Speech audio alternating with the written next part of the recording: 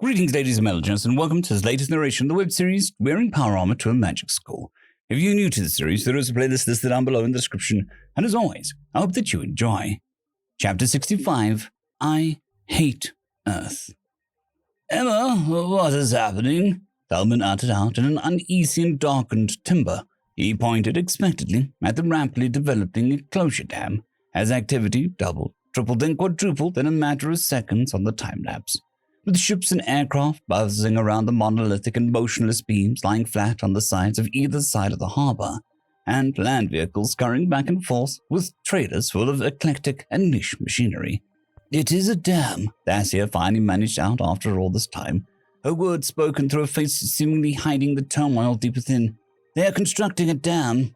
A dam? Thalman parroted back. For what purpose?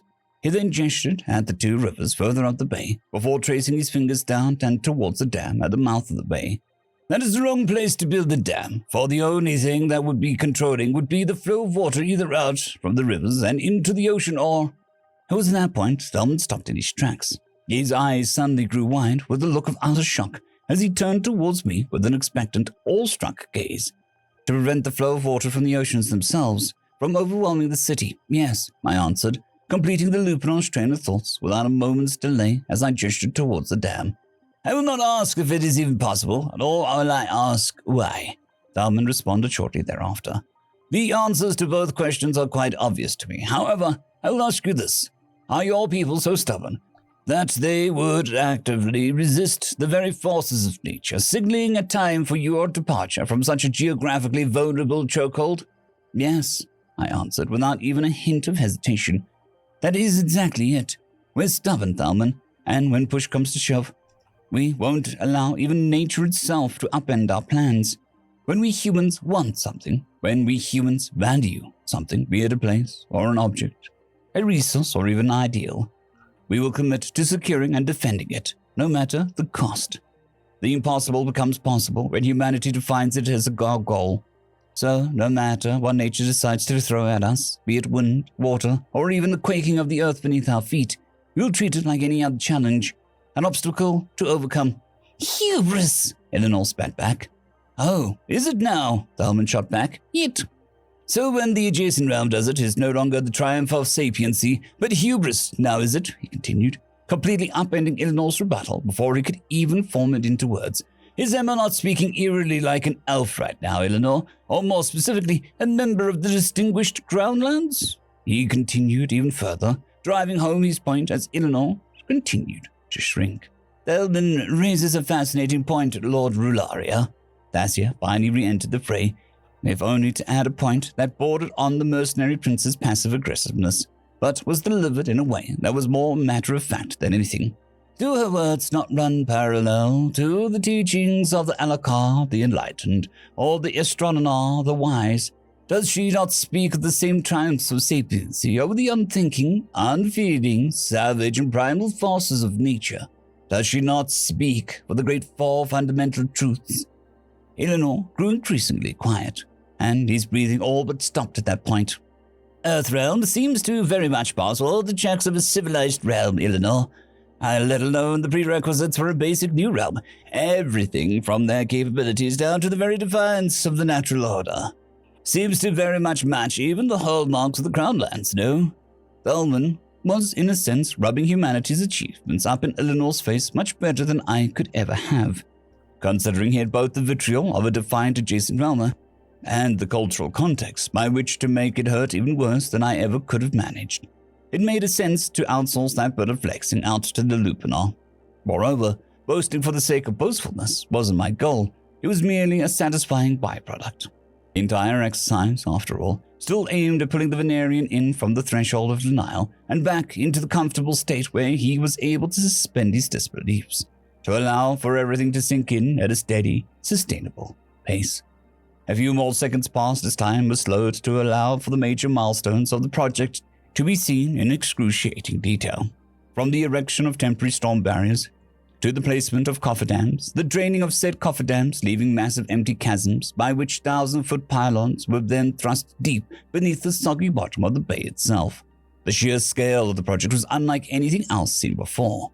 Yet, it certainly wasn't going to be the last, as lessons from the project would be put into use in the following decades and centuries, leading to the fundamental treatise by which further mega projects would quite literally be built upon.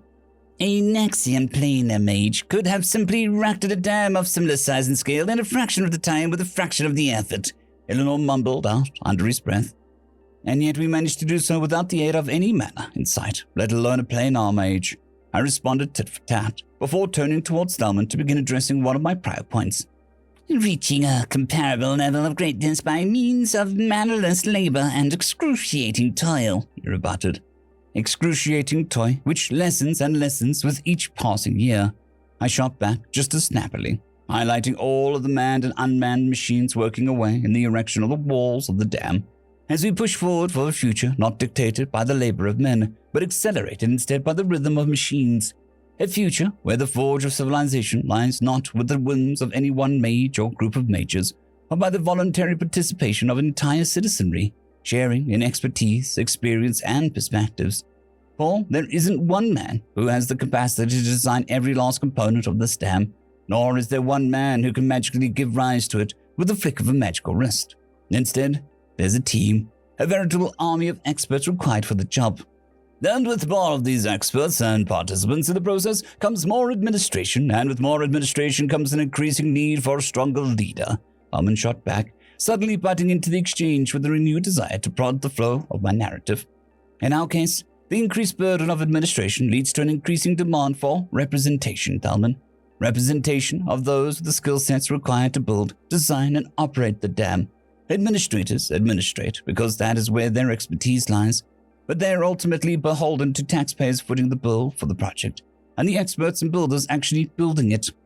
And does this tradition of representative participation end in a singular project, or does it bleed into the very nature of your statecraft, Emma?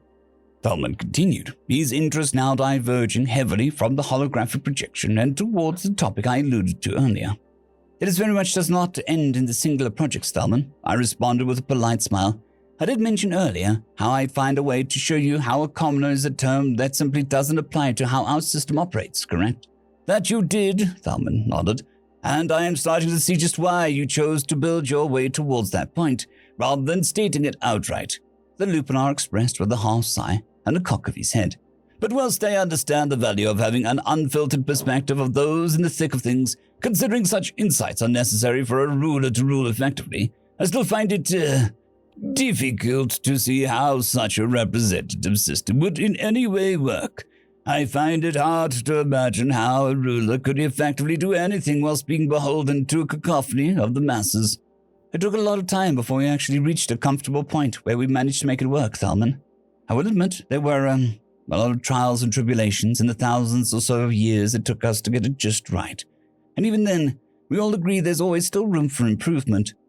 The form my government takes today, and the institutions that comprise its corporeal form, have all adapted to address the unique and eclectic collection of issues that faces modern society, making it unrecognizable from the earliest iterations of the organization that once bore its name and title.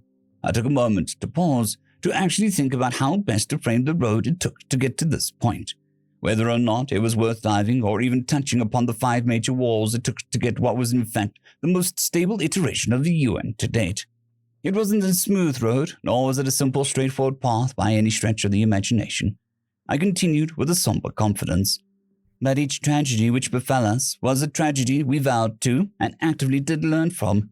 Each mistake we made was not just acknowledged, but set in stone in legislation and policy, treated as stepping stones towards a brighter tomorrow. For each and every setback came with a gift of hindsight and the knowledge of exactly what led us to this point, allowing us to critically study, analyze, and thus adapt through legislation and policy the framework by which to prevent the same mistakes from ever occurring. But these supposed gifts did not come without a price, which further incentivizes those in their wake to ensure the sacrifices of the past were not given in vain. In effect, forming the current status quo, setting a universal precedent for a cautious, evidence-based approach to statecraft across all levels of government. Through trial and tribulation, nurtured in adversity, births a lineage of wisdom and strength, Owen acknowledged with a gruff, tempered, and respectful tone of voice. And you wish to claim that this legacy enshrined in wisdom is not one maintained by a lineage, family, nor clan. The Lupanar just as quickly shot back with a look of questioning disbelief, bordering on incredulity. No, I announced firmly, and with as resolute of a voice as I could muster. It's a legacy that is shared by the institutions that comprise the state, and the officers within that are blind to such concepts, seeing only technical merit, relevant experience. And the voice of the people is the only criterion by which leaders ascend to their positions of power. So, you're once again implying that there exist no delineations of nobility or authority through birthright within your realm. Thalman shot back once more, as if to clarify for a final time what exactly I meant by the hints and outright explanations I dropped thus far. It's complicated, I stated plainly. We do still have some elements of nobility and monarchy, but they only exist as localized distinctions relevant only to a handful of constituent states. They hold no power or sway over the greater United Nations, the political entity that governs all of humanity save for the nation of Switzerland.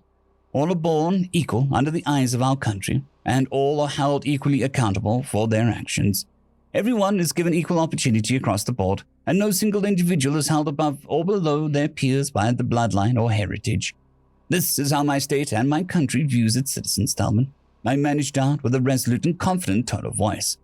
For all humans are born equal, and a birthright holds no weight on the ascension to positions of power within the state. Thalman began, turning towards both Thassia and Eleanor in rapid succession.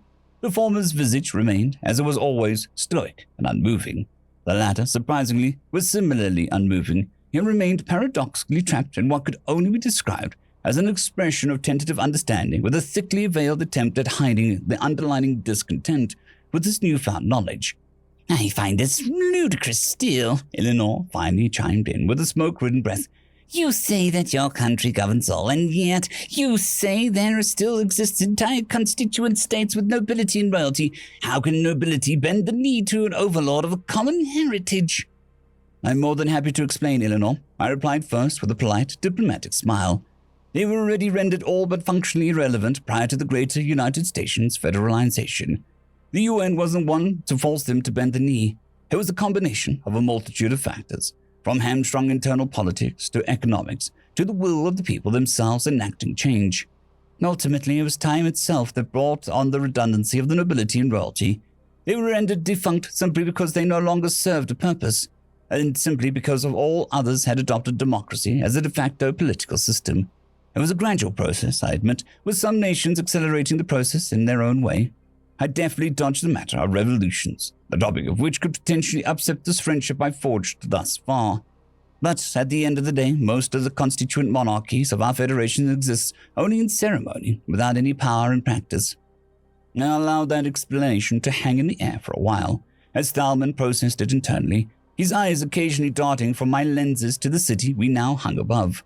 The EVI having elected to play a jazzy rendition of the United Nations March of the Stars throughout my speech. Eleanor's reactions were decidedly the same as the majority of his reactions to my explanations thus far.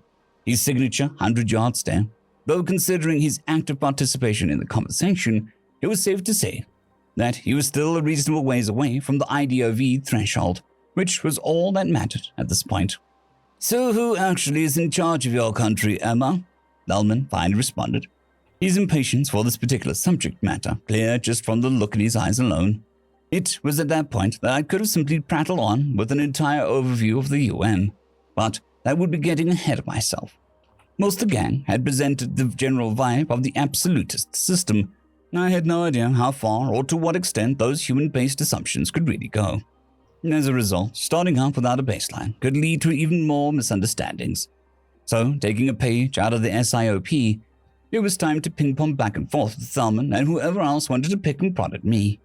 It was better to understand their frame of reference first, before deconstructing my own, tailoring it to better disseminate to their worldview. Who's in charge of things in your realm, Thalman? That question definitely caught the mercenary prince off guard, as he turned to both Thassia and even Eleanor, before turning back to me with a cock of his head. My father, the king, he replied bluntly. So does anyone else share power with him, or does he have the final say in everything that happens in your realm? Thalman seemed, for the first time, to take one of my questions rather uneasily. That line of questioning practically elicited something close to a look of indignant confusion before settling on plain old perplexity. He holds absolute power, Emma. He may appoint ministers to act on his behalf or generals to fight on his orders, but at the end of the day, all powers of the state are vested in him and him alone. Long may he reign, terset versa. Thalman spoke with a resounding resoluteness, capping it off with a statement in what seemed to be a mantra that I assumed to be the trained reflexive tradition. And judging by what you spoke of him and his use of advisors, his reign seems assuredly to be a wise and enlightened one, Thalman. I acknowledged flatteringly, highlighting Thalman's earlier mentions of the man's use of boots-on-the-ground advices, as I attempted to dip my toes into a realm of diplomatic flattery, if only to make up for the suddenness of my question and the stark revelation of humanity's lack of nobility or monarchy. Diplomatic ties with the Nexus might be off the table, but the adjacent realms, that's another matter entirely. I appreciate the kind acknowledgement, Emma, and I am certain that your realm, whilst fundamentally different, will at least be able to match the spirit of enlightened rule. Thalman nodded respectfully, before continuing on into a question that fell neatly into the SIOP's lap. With all that being said, I am assuming these abrupt questions as to the structure of power of my realm is pertinent to the answers you have for your own. Yes, because the answer to your question isn't as straightforward, as instead of an absolute seat of vested authority, our government is instead divided into 3 distinct branches. For what purpose? Thalman immediately shot back. To prevent the concentration of power by providing for checks and balances, and the separation of power such as no sole individual or group can hold a monopoly on said power, I explained succinctly, which would be the logical goal of a realm whose political power is derived from the appointment by the mass. Dacier acknowledged subtly, and with a look of piercing curiosity. That has always been the goal of our government, Dacier. I nodded in acknowledgement. Go on, then, Eleanor urged with an impatient huff. Let's hear this debauchery of enlightened perfection, for at this point, even a realm with a mercenary sitting atop of a stolen throne holds more integrity than whatever mass your kind has concocted, new realmer. In a similar vein to Thalman's right to rule, integrity was our aim from the very beginning, for the division of our government was designed to have that in spades. As we divided our government up, so as to limit the powers by making it known their distinct responsibilities in the administration of the state, designating a branch to legislate the laws, execute the laws, and interpret the laws, a legislative, executive, and judicial branch, respectively. A mire of madness, Eleanor muttered out. It does get confusing, somewhat arbitrary, and downright chaotic at times, I admit. But the way things came about, once again, lessons learned through hardships. For example, our legislative branch went through massive reformations after the first major war. I intentionally left the word intersolar out for the sake of this demonstration. Space would just be too much for them to handle right now. So instead of making integrity and refusing to change, you instead bend to the whims of the winds of whichever way the tides flow, Eleanor interjected. There's a fine line between integrity and outright stagnation, Eleanor. And like I said before, there's always room for improvement. Our systems of governance adapt to meet the challenges of each era, and in the case of our legislature, it took a war to finally kick us into the butt to push us into our second iteration.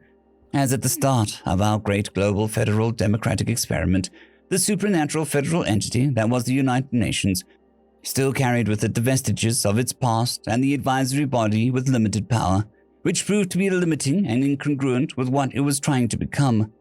As a body that aimed to represent not just the constituent states, but its citizens, the model of representation via delegates appointed to its sole legislative body by the local leaders of its member states, the General Assembly, proved to be insufficient.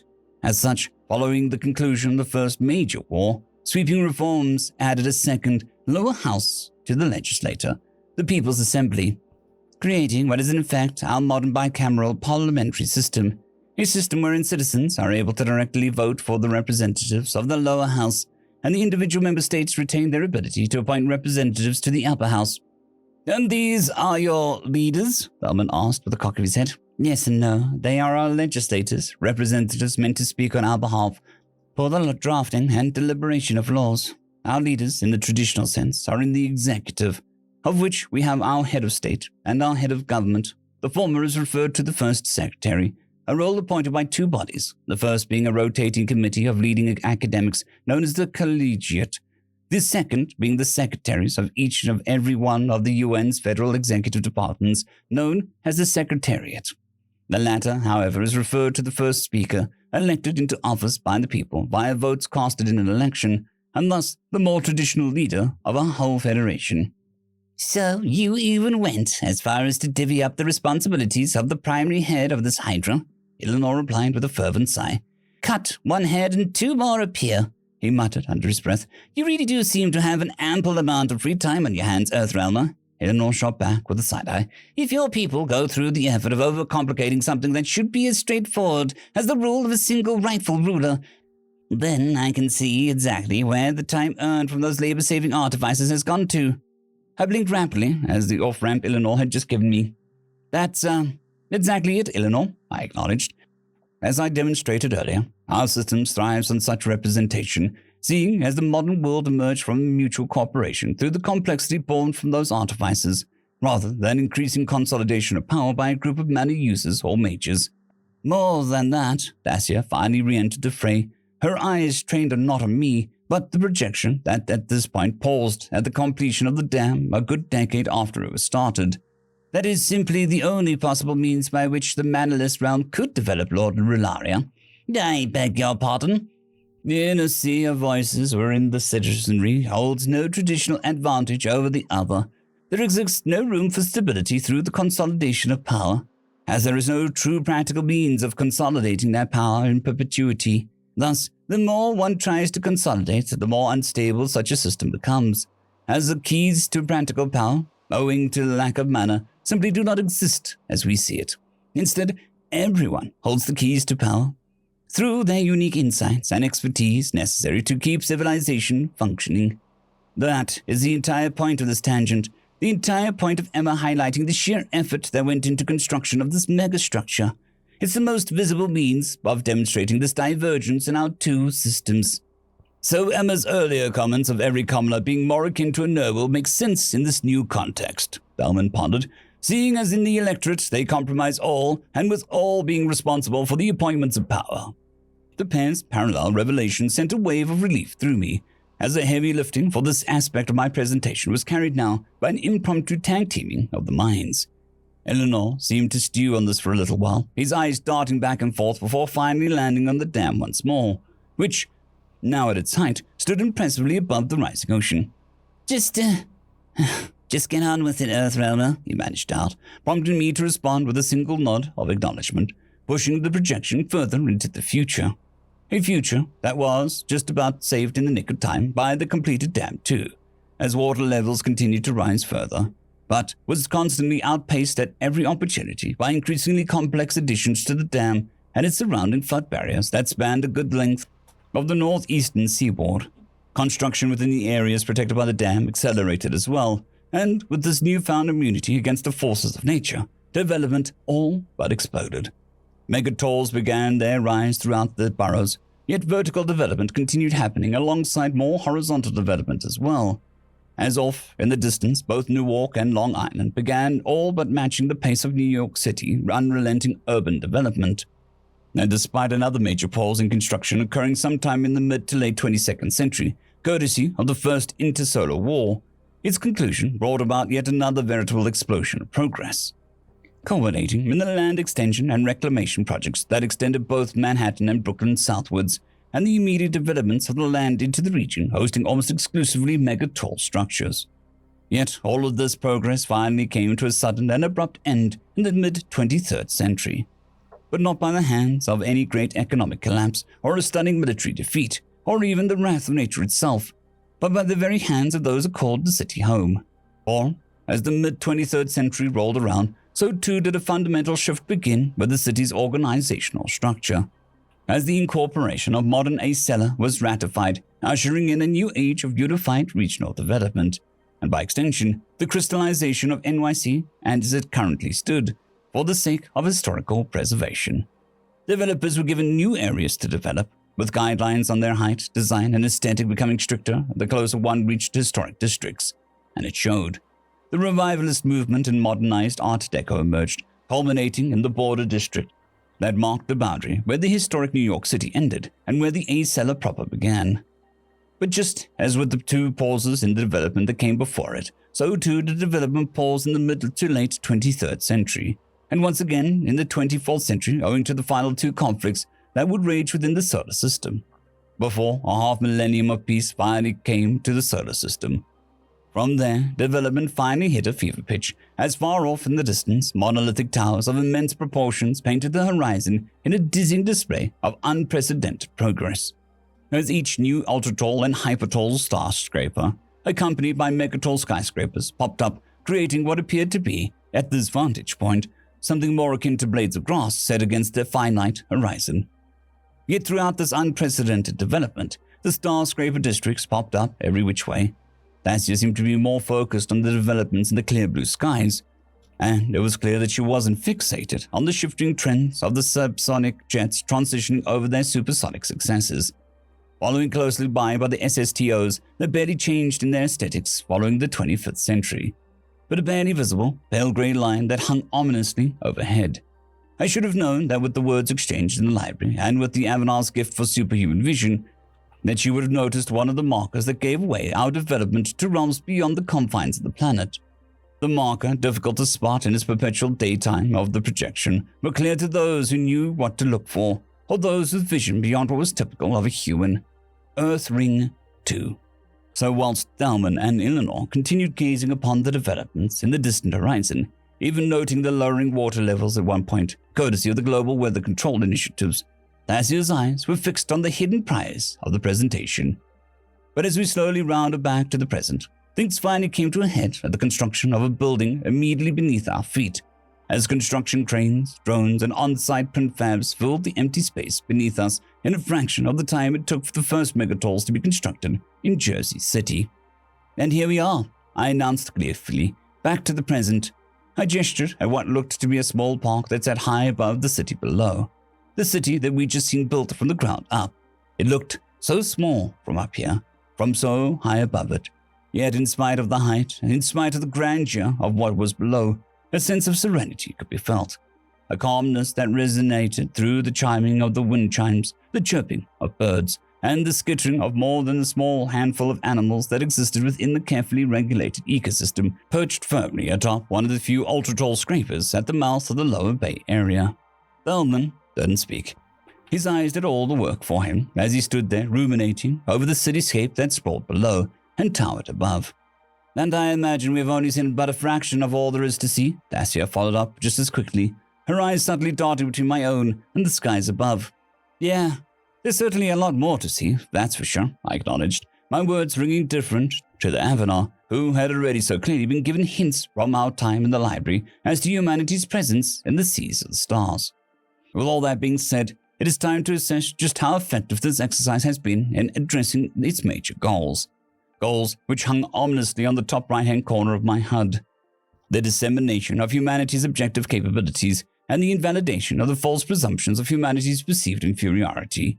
And the clarification of false assumptions and pretenses on humanity's current socio-political structure. So, how are you taking things, Eleanor? I finally turned towards the Venerian, who instigated this whole trip through memory lane. Now left standing with what a signature 100-yard stare, and his jaw hung slightly ajar. A few seconds passed before the Venerian gave his final answer. I hate Earthrealm. End of chapter. I'd quickly like to thank the T5 peeps. Cold War Boomerwaffen, Sevaren Serberous, Bushmaster 177, Henry the Red, Casper Arnholtz, Cold War Boomerwaffen, Elijah Silvercross, Dragzoon W.R.E, and Sevaren Serberous. Thank you very much.